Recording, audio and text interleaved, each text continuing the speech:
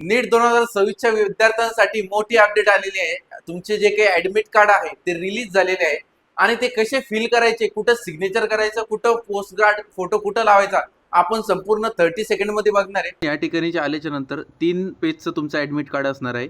त्यामध्ये application number, roll number सगळं तुम्हाला प्रॉपर चेक करायचं आहे। सर्वात महत्त्वाचं म्हणजे खाली आल्याच्या नंतर सेल्फ डिक्लेरेशनमध्ये तुम्हाला जे काही same as upload application form आहे तो तुम्हाला रिचिंग द सेंटर म्हणजे तुम्हाला सेंटरच्या पोहोचायच्या आधी तुम्हाला इथं कॅन्डिडेटचा फोटो चिपकायचा आहे। जे काही तुम्ही ॲप्लिकेशन फॉर्म भरताना अपलोड केला होता तोच तुम्हाला टाकायचा आहे।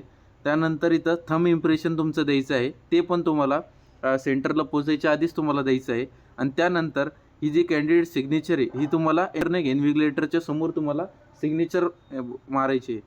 आणि त्यानंतर सेकंड नंबरचं जे पेज आहे त्यामध्ये तुमचा पोस्टकार्ड साईज फोटो 4x6चा तुमचा पोस्टकार्ड फोटो इथं मोठा लावायचा आहे कलरमध्ये आणि बाजूच्या साईडला स्टुडंट सिग्नेचर आणि त्याच्या बाजूला इन्व्हिजिलेटरची सिग्नेचर असणार आहे।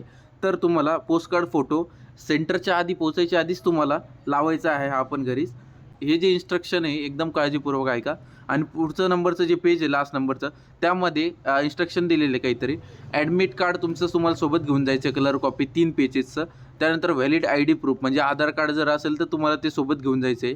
आणि तुम्हाला काय काय घेऊन जायचं आहे कॅरी करून, पर्सनल ट्रान्सपरंट वॉटर बॉटल घेऊन जायची। त्यानंतर तुमचं ॲडिशनल फोटोग्राफ पण तुम्हाला सोबत घेऊन जायचे आहे। त्यानंतर ॲडमिट कार्डच्या तुम्हाला प्रिंट घेऊन जायची तुमच्यासोबत A4 साईजची।